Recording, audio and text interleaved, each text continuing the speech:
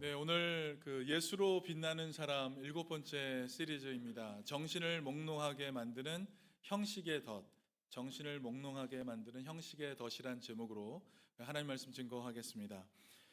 오늘은 종려 주일입니다. 예수님께서 어린 나귀를 타고 예루살렘에 입성하실 때 수많은 사람들이 종려나무 가지를 들고서 어떻게 했나요? 그러면 호산나라고 했죠. 호산나 주의 이름으로 오시는 이여 외치면서 예수님을 맞이했던 날을 기념하는 날입니다. 사람들은 그분이 자신들의 문제를 해결해 줄 정치적 왕으로 오실 줄 알고 환호했습니다.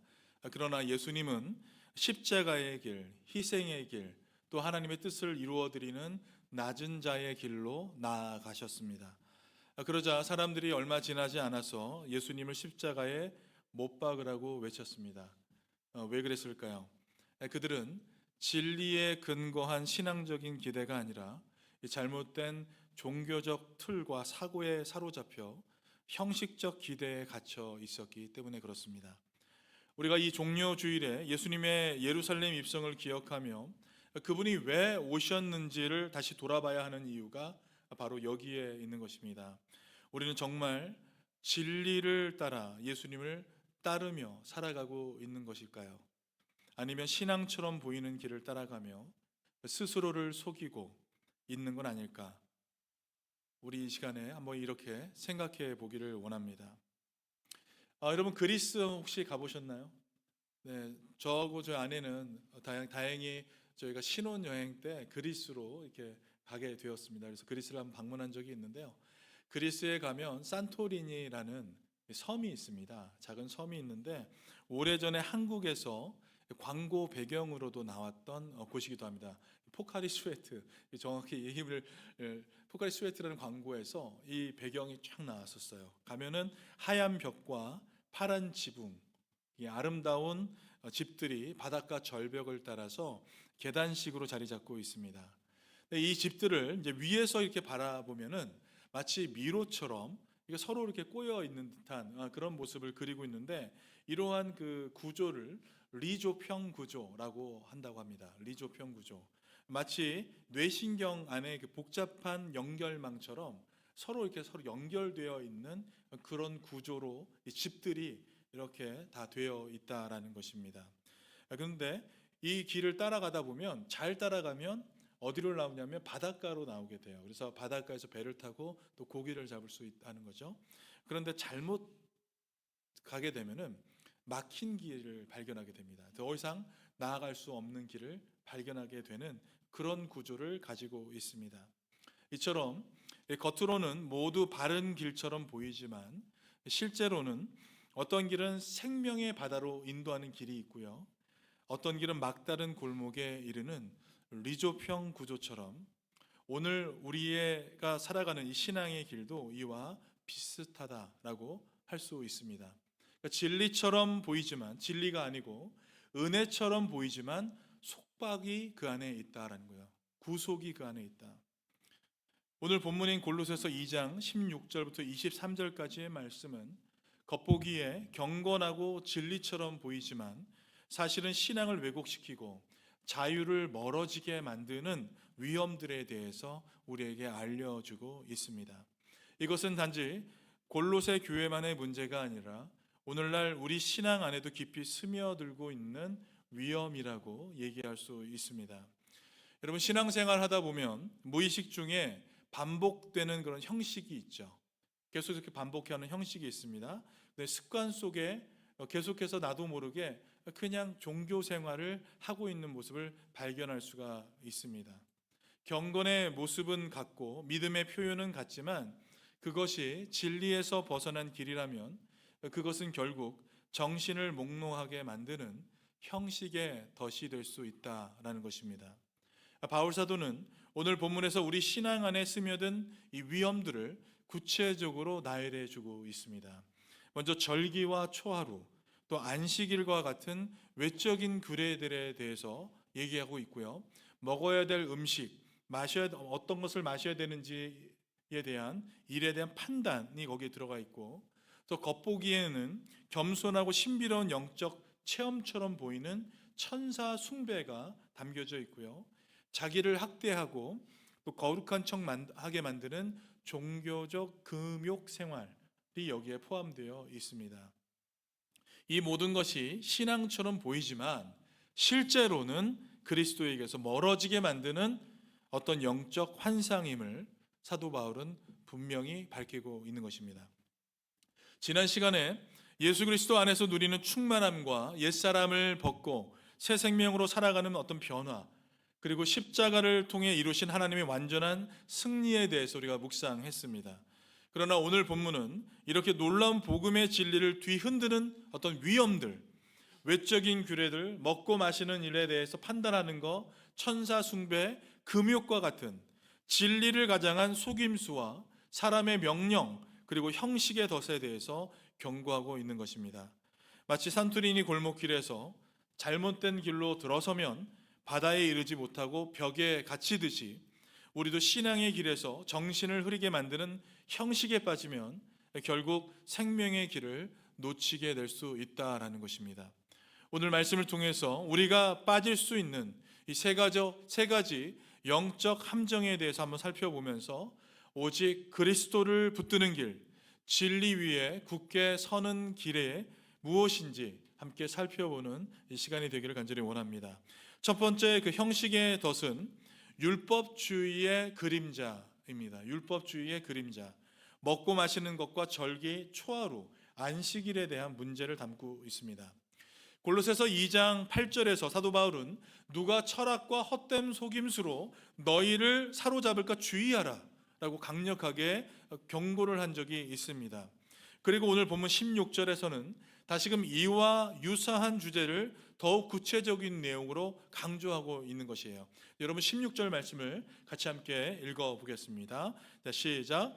그러므로 먹고 마시는 것과 절기나 초하루나 안식일을 이유로 누구든지 너희를 비판하지 못하게 하라. 아멘. 여러분, 그러므로라는 말은 앞에 어떤 것을 이제 대신하는 것이죠. 그 결론에 대한 얘기를 하는 것이에요. 그래서 앞서 2장 10절에 너희도 그 안에서 충만하여 졌으니 그러므로라고 결과에 대해서 이제 얘기하는 것입니다. 그리스도 안에서 이미 충만한 구원을 받은 성도는 더 이상 어떤 율법적인 형식이나 중간 수단에 의해서 하나님께 나아갈 필요가 없다라는 말을 하고 있는 것입니다. 먹고 마시는 것은 헬라어 원문에서 단순히 브로시스, 먹는 것과 포시스, 마시는 것으로 구약의 음식 규정이나 절제 규율을 의미하고 있습니다. 로마서 14장에도 이와 관련된 내용들이 나오는데 중요한 것은 먹고 마시는 이 음식에 관한 것은 하나님 나라의 본질이 아니다라는 것이에요. 그렇기에 바울은 골로새 성도들이 더 이상 이 음식과 음료에 관한 규례로 정죄받지 말아야 한다라는 것을 분명하게 말해주고 있는 것입니다. 절기라는 단어는 여러분도 아시다시피 유월절, 오순절, 초막절과 같은 연례 절기를 의미하고요. 또 초하루는 매달 첫날의 제사적 절차를 얘기하고, 안식일은 매주 반복되는 이 거룩한 날뿐 아니라 대속죄일과 같은 특별한 안식일까지 포함하는 넓은 의미로 쓰임 받았습니다. 특별히 안식일에는 정관사 더가 붙어 있지 않아요. 그래서 날마다 드리는 이 안식일을 의미한다고 할 수 있습니다. 바울은 이러한 날들을 구분하는 일조차 더 이상 성도들을 판단하거나 얼매이게 하는 기준이 되어서는 안 된다라고 분명하게 밝히고 있는 것입니다. 바울이 이렇게까지 염려하는 그 근거에는 두 가지 이유가 있습니다. 첫째, 부당한 금지 규정의 강요가 골로새 교회에 있었다라는 거예요. 어떤 금지해야 하지 말아라라는 어떤 강요들이 골로새 교회에 있었다는 거예요. 교회 안에 가만히 들어온 거짓 교사들이 진정한 영성을 얻기 위해서는 특정한 음식과 음료를 금해야 한다라고 주장했다라는 것입니다. 단순히 구약 율법의 일부를 따르는 수준을 넘어선 극단적인 금욕주의였습니다. 이들이 이렇게 하는 것은 외적인 절제를 통해서 영적인 성숙에 도달할 수 있다고 믿었기 때문이에요. 그래서 자꾸 절제를 시켰다라는 것이에요. 두 번째는 의무적인 종교 행위를 강조했다라는 것이에요. 골로새 교회에는 특별히 유대인들이 많았습니다. 여러분도 히에라볼리와 또 골로새 지역과 또 여기 라우디게아 지역, 여기 이 지역에 상업들이 상당히 많이 발달해 있었습니다. 그래서 여기에 상업이 발달하면 거기 언제 누가 있습니까? 유대인들이 모여 살고 있죠. 그래서 유대인들이 모여 살다 보니까 그들이 드리는 이 절기와 초하루, 안식일과 같은 특정한 날들을 지키는 것이 진정한 영성이다라고 강조했다라는 것이에요. 그런 인들을 주장했습니다. 그래서 전통적인 유대교 저교를 넘어서서 심지어 당시에 여러 그 종교들이 들어와 있던 그 문화 속에서 혼합주의적인 사상과 이것으로 인해서 새롭게 만들어진 어떤 사상들, 형태들을 절기로 만들어서 이것도 지켜야 한다라고 주장했던 사람들이 당시에 많이 있었다라는 것이에요. 심지어 여러분 어떤 것도 있냐면 어떤 날들을 지키는 것이 별의 운행과 같은 우주의 원리들에 순응하는 것이다라고 주장하면서 성도들을 미혹해하는 사람도 있었다라는 것입니다. 그래서 거짓 교사들은 여기에 다른 하늘의 권세들의 권위까지 끌어들이면서 이교적인 내용을 혼합하려고 하는 그런 시도가 골로새 교회에 있었다라는 것이에요. 사도 바울은 이러한 이유로 누구든지 너희를 비판하지 못하게 하라라고 말하고 있는 것입니다. 비판하지 못하게 하라라는 말은요, 율법적인 외형적 규례를 기준으로 신앙의 진실함을 평가하거나 정죄하는 이들로부터 자유하라. 너희를 정죄하는 이들로부터 자유하라라는 의미가 담겨져 있습니다. 단순히 비판하지 못하게 하라, 그래서 못하게 하기 위해서 싸우라라는 의미가 아니라 너희가 이미 그리스도 안에서 충만해졌고 그러므로 이런 비판에 끌려다니지 말고 담대하게 너희 안에 있는 자유를 누리며 살아가라 라는 의미로 해석할 수 있다는 것이에요. 여러분, 신앙의 형식은 우리의 예배와 공동체 생활에 질서를 부여하고 유익하게 하는 도구가 될 수 있습니다. 그러나 그 형식이 신앙의 본질을 대신하고 율법주의적인 강요로 변질될 때 우리는 신앙의 핵심을 놓치고 껍데기만 붙잡게 되는 어리석은 사람이 될 수 있는 것입니다. 우리는 종종 여러분 서로를 바라보며 저 사람은 주일 성소를 정말 철저히 하는구나, 저 사람은 매일 새벽 예배 나가는 것을 보니까 신앙이 참 깊구나 라고 외형적인 모습을 보고서 그 사람을 평가할 수 있습니다. 그러나 우리의 그러한 기준이 하나님의 시선과 일치하지 않을 때 어떤 일이 발생할까요? 그것은 우리 안에 교만과 정죄라는 무서운 올무로 불려오는 그 씨앗이 될 수 있다. 하나님의 시선과 우리의 평가가 맞지 않을 때는 교만과 정죄라는 무서운 올무가 될 수 있다는 것을 우리는 기억해야 될 것입니다. 여러분, 형식주의의 최고 종교가 어떤 종교일까요? 형식주의의 최고 종교, 아마도 최고의 종교는 이슬람 종교가 아닐까 생각해 볼 수 있습니다. 그래서 이슬람 지역에 계시는 선교사님들 얘기를 들어보면요, 기독교인들보다 이슬람 교도들이 더 깨끗하고 더 신앙심이 좋은 것 같다, 이런 표현들을 하시는 것을 종종 듣게 됩니다. 그래서 이슬람 교도들 사이에서도 이것에 대한 차등이 있다고 해요. 저 사람은 좀 더 잘 지키는 사람, 이 사람은 좀 잘 지키지 않는 사람, 어떤 이것에 관해서 우월감이 있다라는 것이에요. 그런데 규제하고 절제하는 그 종교를 사람들이 매력을 느낀다라는 것입니다. 이렇게 규제하고 절제하는데 이상하게 사람들이 여기 종교의 매력을 느껴요. 그래서 이슬람 교도들이 더 많아지게 되고 있습니다. 왜 매력을 느낄까요? 근데 규제와 절제를 하면요, 무엇을 느끼냐면 내가 그걸 지켰다라는 것에 대해서 보람을 느끼게 되는 것이죠. 내가 40일 금식했어, 21일 금식했어, 이것을 통해서 얻어지는 만족, 자기 만족이 이 형식 안에 담겨져 있기 때문에 그런 것입니다. 자기 만족이죠. 바울은 이러한 형식 중심의 종교가 우리를 그리스도에게서 멀어지게 만드는 위장된 영성이 될 수 있다라고 강력하게 경고하고 있는 것입니다.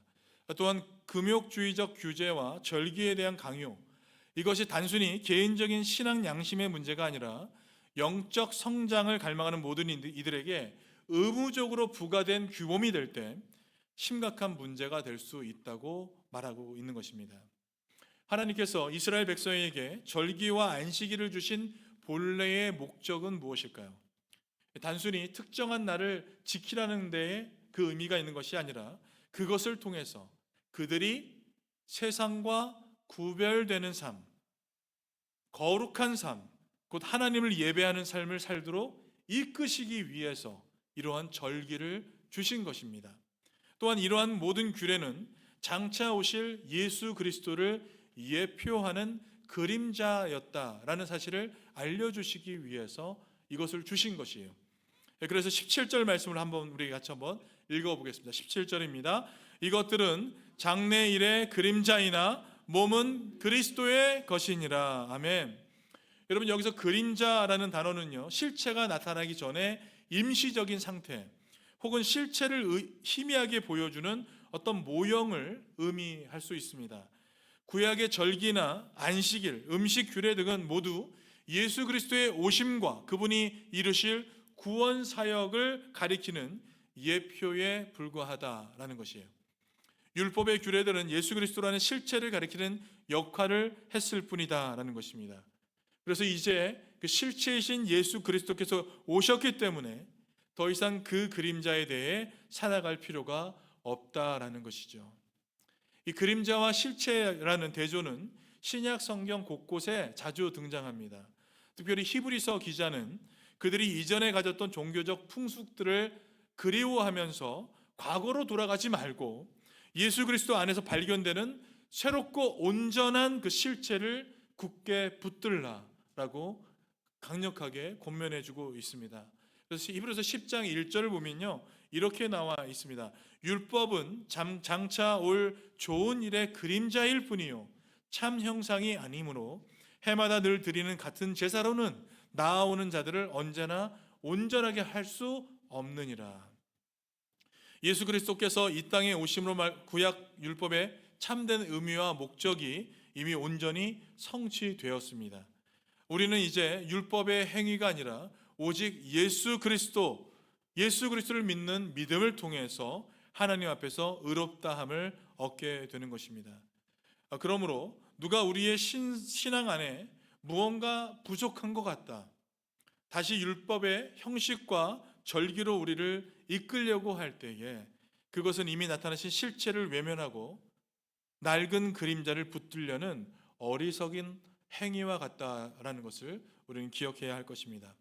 금식과 특별한 예배 형식, 절기 준수 등을 통해 참된 경건을 추구하려는 마음 자체는 귀한 것이죠. 그것이 예수 그리스도와의 살아있는 관계를 떠나서 의무적이고 형식적으로만 흐를 때 오히려 우리는 그리스도라는 실체에서 멀어지고 율법주의의 그림자에 갇힐 수 있게 되는 것입니다.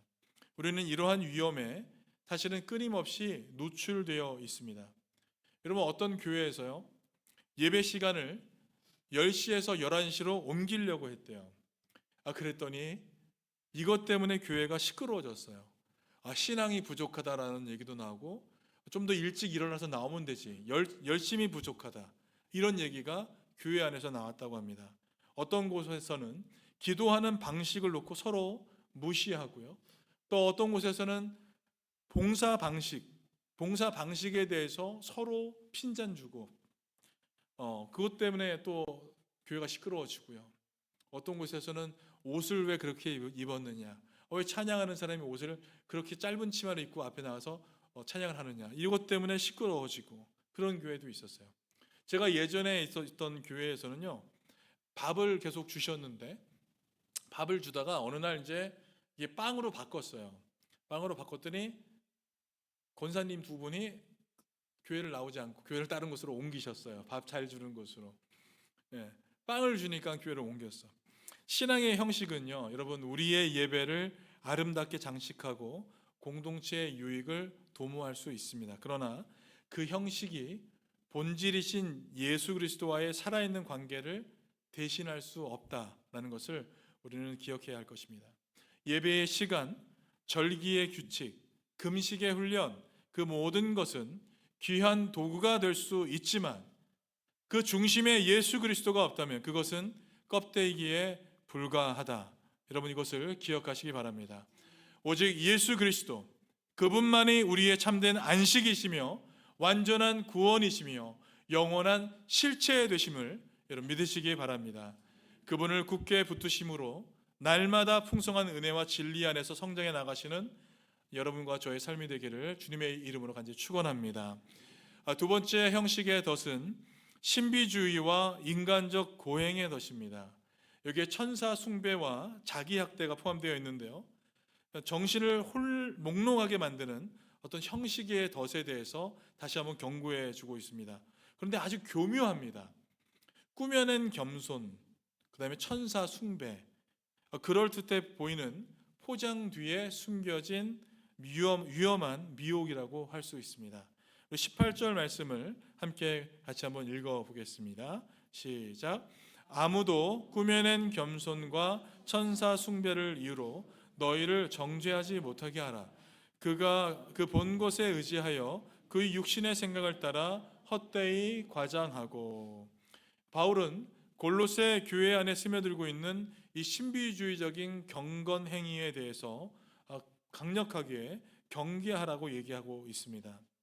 특별히 교회 멤버로 새롭게 들어와서 새로운 열정으로 먼저 성도가 된 사람들의 어떤 신앙 자격을 함부로 박탈하려고 드는 주제넘는 어떤 행태에 대해서 사도 바울이 지금 경계하라고 얘기하고 있는 것입니다. 이미 놀라운 구원의 자격을 얻은 골로새 성도들이 이러한 거짓된 주장에 미혹되어서 귀한 자격을 잃어버리지 않도록 권면하고 있는 것입니다. 이 모습은 잘 달려가던 성도들에게 갑자기 딱 나타나서 권위적인 목소리로 그들의 믿음을 문제 삼고 또 그들에게 상을 받지 못할 것이다, 이렇게 하는 행동과 똑같은 것입니다. 그렇다면 바울이 지적하는 이 그릇된 주장을 하는 사람들은 어떠한 모습을 가지고 있었던 것입니까? 바울은 그들의 주요 특징 세 가지를 통해서 그 실체를 드러내고 있습니다. 먼저 첫 번째는 겸손을 가장한 교만이에요. 꾸며낸 겸손의 실체입니다. 바울은 그들이 꾸며낸 겸손과 천사 숭배를 주장한다고 얘기했습니다. 여기 주장하다라는 말은요, 단순히 믿는다는 차원을 넘어 다른 사람에게까지 강요하는 태도를 의미합니다. 특별히 꾸며낸 겸손이라는 말은요, 겉으로 보기에는 겸손해 보이지만 실제로는 겸손이 아니라 자기 과시, 자기 교만을 감추고 있는 그런 단어라고 할 수 있습니다. 당시의 신비주의자들이 이렇게 주장했을 겁니다. 우리가 감히 거룩하신 하나님께 직접 나아갈 수 없다. 우리는 너무나 부족하고 연약하다. 그렇기에 우리 힘으로 나아갈 수 없고 천사의 힘을 빌려서 우리는 나아갈 수 있다. 천사를 통해 중보해야 한다라고 아마 얘기했을 것입니다. 겉으로 보기에는 매우 겸손하고 조심스러운 태도처럼 보이지만 바울은 이러한 주장이 바로 꾸며낸 겸손이다라고 얘기하고 있는 것입니다. 왜냐하면 이러한 태도는 하나님 앞에서 진정으로 자신을 낮추려고 하는 겸손이 아니라 예수 그리스도라는 이 유일한 중보자이신 예수님을 외면하고 새로운 것을 드러내면서 예수님을 무시하는 행동이 되기 때문에 그렇습니다. 두 번째는 신비 체험의 과장이에요. 본 것에 의지하여라는 표현이 있죠. 본 것에 의지해서 헛되이 과장하는 모습을 가지고 있었습니다. 여기서 이 본 것이라고 하는 것은 어떤 걸까요? 환상, 영적인 체험, 신비한 경험 등을 의미합니다. 이러한 주관적인 경험을 내세워서 자신들의 영성이 다른 사람들보다 우월하다고 주장하면서 권위를 내세우려고 한 것입니다. 예를 들어서 나는 하늘 문이 열리는 환상을 보았다. 나는 기도 중에 천사의 음성을 들었다. 이런 말들을 하면서 내 말을 들어야 돼. 내가 가지고 있는 것이 권위야라고 얘기하는 사람들이 있었다는 것입니다. 그것이 복음과는 전혀 상관없는 인간적인 자랑이다라는 것을 사도 바울은 분명하게 얘기하고 있습니다. 세 번째는 천사 숭배의 함정에 대해서 얘기하고 있습니다. 중간 존재를 높이는 위기가 여기 있는 것이에요. 천사 숭배는 당시 헬라 유대 전통 속에 혼합되어 나타난 혼합주의적 신비 영성이라고 할 수 있습니다. 어떤 사람들은 이 천사를 숭배의 대상으로 삼았고요. 또 다른 사람들은 천사들과 함께 예배드리는 경향을 보이기도 했습니다. 그 이유는 앞서 언급한 이 꾸며낸 겸손과 연결이 됩니다. 감히 하나님께 직접 나아갈 수 없기 때문에 우리는 천사라는 중보자를 통해서 하나님께 나아가야 한다라는 것이에요. 그러나 예수 그리스도보다 천사를 앞세우는 것이 명백한 오류인 것입니다. 바울은 고르세 교인들에게 그래서 분명히 경고합니다. 천사 숭배나 인간적인 신비주의는 그리스도와의 직접적인 연결을 끊고 엉뚱한 곳에서 영적인 만족을 구하게 만드는 위험한 덫이다. 이것을 명백하게 밝히고 있는 것입니다. 근데 여러분, 여기 18절에서 가장 중요한 단어가 나오는데 그것이 뭐냐면 정죄하지 못하게 하라라는 단어예요. 정죄하다라는 단어. 이 정죄하다라는 단어가 카타브라 부에토라는 단어인데요. 이 단어는요, 성경 전체에서 이곳 한 곳만 나오는 단어입니다. 여기에서만 이 카타브라 부에토라는 단어가 쓰여졌어요. 그 의미는 기본적으로 경기장에서 상을 빼앗거나 심판이 부당하게 실격을 처리하는 것을 의미합니다. 그래서 이 정죄라는 것은 단순한 비난을 넘어서서 너는 상을 받을 자격이 없다 또는 너는 실격이야 라고 선언하는 어떤 종교적 판단을 의미하는 것입니다. 그래서 문맥을 통해서 본다면 천사 숭배, 꾸며낸 겸손, 환상 체험 같은 외형적인 영성을 기준으로 그런 체험이 없으면 너는 진짜 성도가 아니야 라고 얘기하는 것입니다. 여러분, 우리도 체험이 다 있는 분들이 계시고 이 체험 너무 소중하죠. 그런데 없는 사람들에게 너 그런 체험 없어? 넌 진짜 성도가 아니야. 너 방언 안 받았어? 아니, 넌 진짜 성도가 아니야. 이렇게 얘기했다라는 것이에요. 한마디로 영적 깡패 노릇을 행했다라는 것이에요. 영적 깡패 노릇을 행했다. 바울은 그리스도 안에서 이미 완전하게 된 너희들에게 이런 부당한 영적 실격 선고를 받아들이지 않고 자신이 받은 자유와 구원의 신분을 확고히 붙들라라고 얘기해주고 있는 것입니다.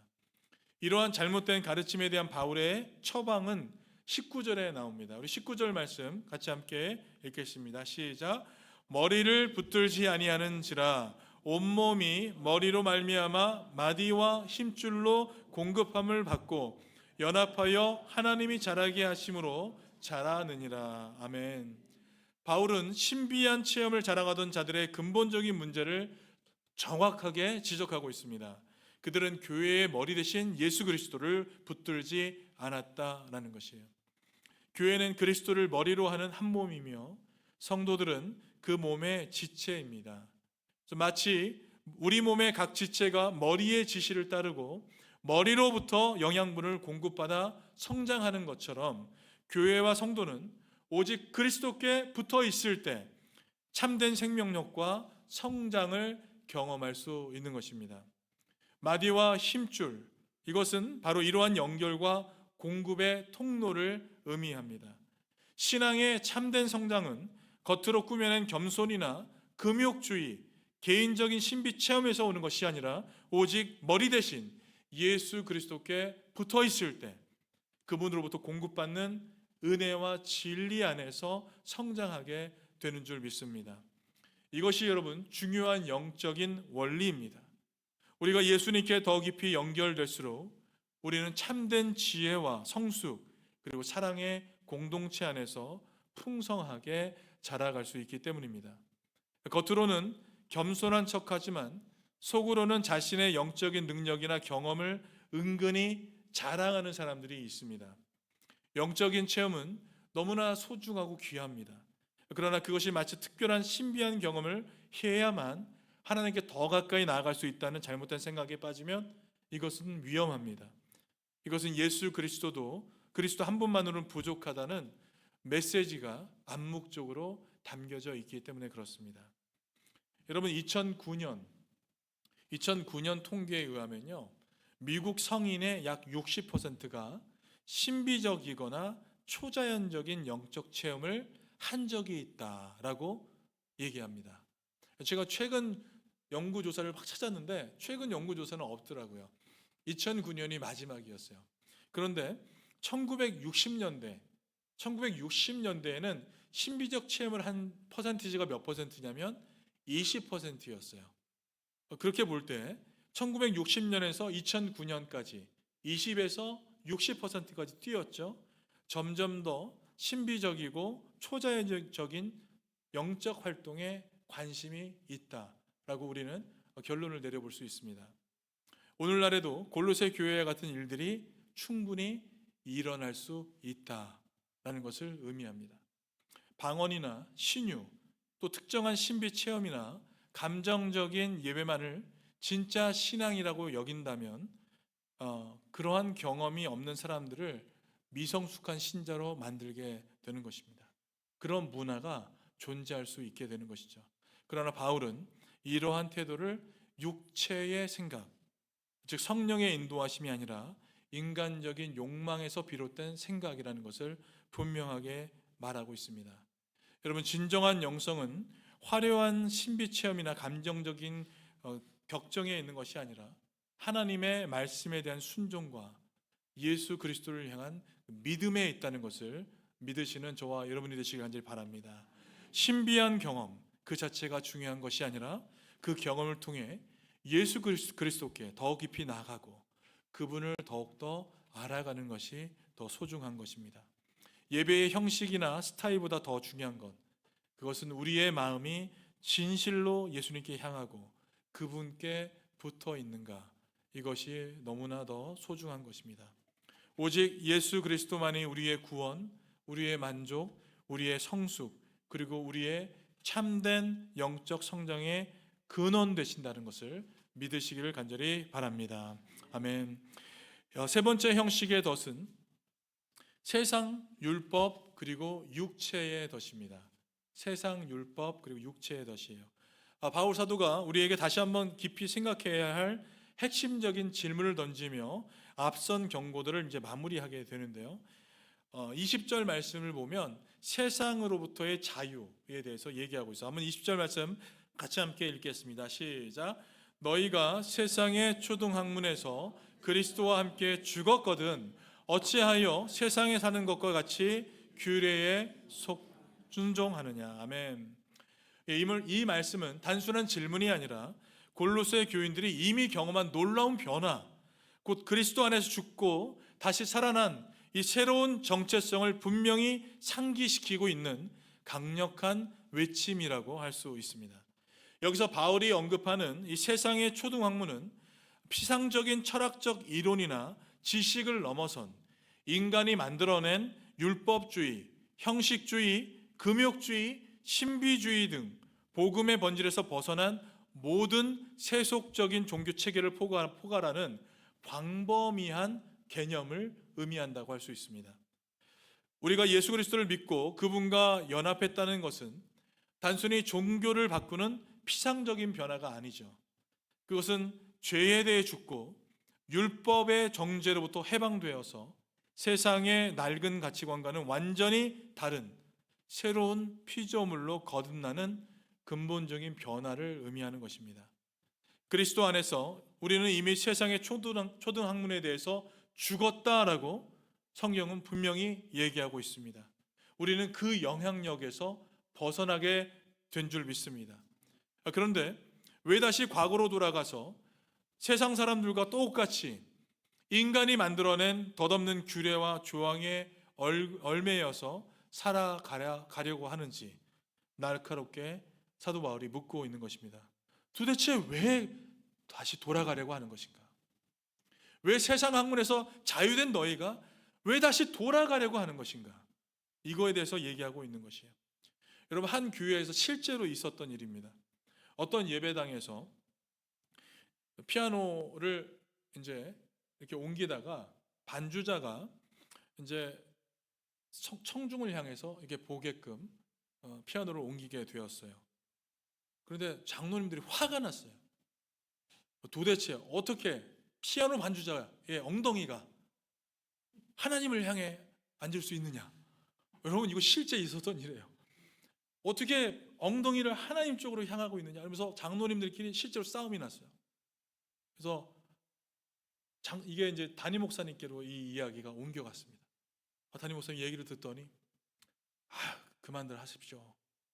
이 엉덩이를 가장 많이 비추는 사람은 바로 저입니다. 그래서 한마디 하면서 청중을 조용히 하겠다라는 말이 있어요. 예, 여러분요, 제가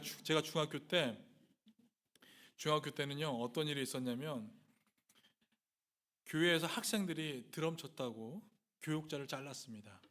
학생들이 몰래 쳤어요. 치지 못하게 하니까. 일렉기타 쳤다고 그것을 장로님이 보시고 그 비싼 걸 다 부셔버렸어요. 교회 안에서. 심지어 여러분, 교회 강대상에 신발 신고 올라갔다가 맞은 학생도 있고요.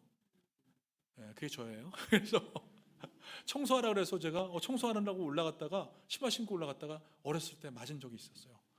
그리고 강대상 위에 여러분 종 치는 거 뭔지 아세요? 어렸을 때 종 치는 거, 이거 언제 치웠는지 아세요? 제가 대학교 들어가서 그때서야 이걸 치웠습니다.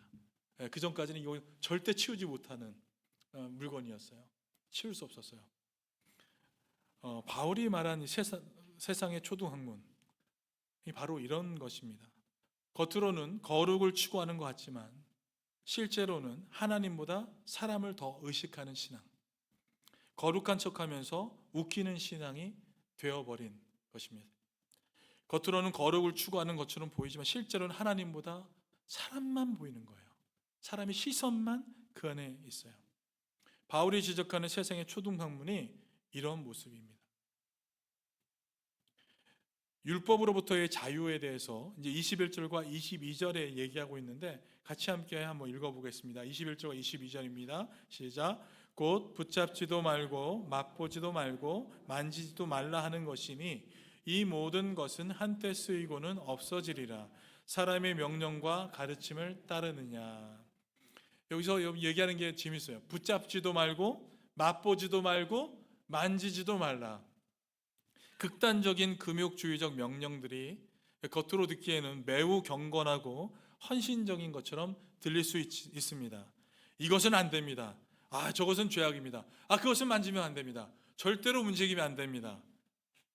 여러분, 뒤에 그 강대상 뒤에 커튼 있는 거 아세요? 장막같이 이렇게 커튼, 그거 없애는데 몇십 년이 걸리는 교회도 있었습니다. 못 없어요, 절대.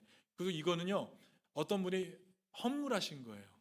헌물하셨기 때문에 절대로 이분이 돌아가시기 전까지는 이걸 손을 댈 수가 없습니다. 이거 뒤에 강대상을 치울 수 없는 그런 교회도 있었어요. 여러분, 이건 모든 것 다 어떤 것이에요? 사람이 만들어낸 것입니다. 바울은 단호하게 이러한 금지 조항들이 신앙의 본질이 아니라고 명확하게 얘기하고 있습니다. 이런 규제들은 사람이 만들어낸 것이다. 음식을 먹는 행위 자체가 죄가 아니며 물건을 만지는 행위 자체가 우리를 부정하게 만들지 않습니다. 문제는 이러한 피상적인 규례들을 거룩함의 어떤 절대적인 기준으로 삼는 것, 신앙의 본질을 왜곡시키고 예수 그리스도와의 살아있는 관계를 가로막는 데 있다라는 것입니다. 세 번째는 육체로부터의 자유인데요. 23절 말씀 한번 보시겠습니다. 같이 읽겠습니다. 시작. 이런 것들은 자의적 숭배와 겸손과 몸을 괴롭게 하는 데는 지혜 있는 모양이나 오직 육체에 따르는 것을 금하는 데는 조금도 유익이 없느니라. 아멘. 여기서 자의적 숭배라는 것은요, 하나님께서 명령하지 않은 인간적인 고안물로 만들어진 예배 방식을 의미합니다. 꾸며낸 겸손은 진정한 겸손이 아니고 겉으로만 겸손한 척하는 위선적인 태도를 의미하죠. 그리고 몸을 괴롭게 하는 것은 극단적인 금욕주의와 고행을 의미합니다. 여러분, 힌두교에도 이런 극단적인 고행이 있다는 거 아세요? 제가 말레이시아 페낭에 선교 여행을 갔을 때 때마침 성인식이 있었는데 이 사람들이 너무 정말 심하게 하더라고요. 연기를 피우는데 이 연기가 뭐냐면 마취제 같은 거예요. 왜 마취제를 피우냐면 청년들 20세가 되는 이제 18세가 되는 청년들 등에다가 바늘 같은 이런 갈고리 같이 생긴 게 있어요. 이것들을요 등에다가 다 꽂아요.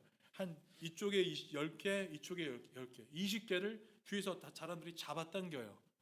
조금씩 잡아당겨요. 그러면 고통을 느끼잖아요. 그러니까 이 고통을 못 느끼게 향을 피우는 거예요. 그렇게 해야 자기들이 성자가 될 수 있어, 성인이 될 수 있다라고 그런 의식을 펼치는 거예요. 타중교도 이런 게 있습니다. 근데 여기에도 그런 것을 얘기하고 있는 거예요. 골로새 교회도 그런 금욕적인 행동들, 고행들, 그런 거에 대해서 얘기하고 있다는 것이에요. 이러한 모든 행위들이 겉으로 보기엔 매우 지혜롭고 경건해 볼 수 있다고 얘기합니다. 그러나 이러한 인간적인 노력들은요, 육체의 욕망을 이기는 데는 아무런 실제적인 효과가 없다. 그렇게 얘기합니다. 여러분, 이것이 바울이 내린 결론이에요. 육체적인 욕망을 없애는 데에는 너희들이 하는 모든 것들이 아무 의미가 없다. 어떠한 고행과 어떠한 일도 육체적인 욕망을 없애지는 못한다. 분명하게 내리고 있습니다. 아무리 철저하게 율법의 조항을 지키고 아무리 금욕적으로 절제하며 살아가고 있다 하더라도, 아무리 자신의 몸을 괴롭게 하며 종교적인 열심을 보인다 하더라도 인간의 근본적인 죄성과 육체의 욕망은 결코 스스로의 힘으로 극복될 수 없다는 것을 사도 바울은 분명하게 얘기해 주고 있습니다. 여러분, 그러면 어떻게 하면 우리는 육체의 욕망을 없앨 수 있는 것입니까? 성경에서 분명히 얘기하고 있습니다. 너의 정과 욕심을 십자가에 못 박으라 라고 얘기하고 있어요. 오직 십자가 앞에서만이 우리의 정과 욕심을 못 박으며 살아갈 수 있는 줄 믿습니다.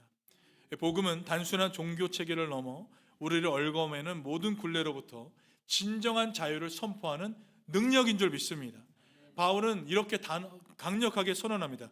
세상에 종된 자들은 결코 우리를 세상으로부터 자유롭게 할 수 없습니다. 여러분, 맞습니까? 세상에 종된 자들이 어떻게 세상으로부터 우리를 자유케 할 수 있겠습니까? 율법에 종된 자들은 우리를 율법으로부터 결코 자유롭게 할 수 없습니다. 육체에 종된 자들은 우리를 결코 육체로부터 자유롭게 할 수 없는 것입니다. 오직 이 모든 것을 자유롭게 하시는 분은 누구세요?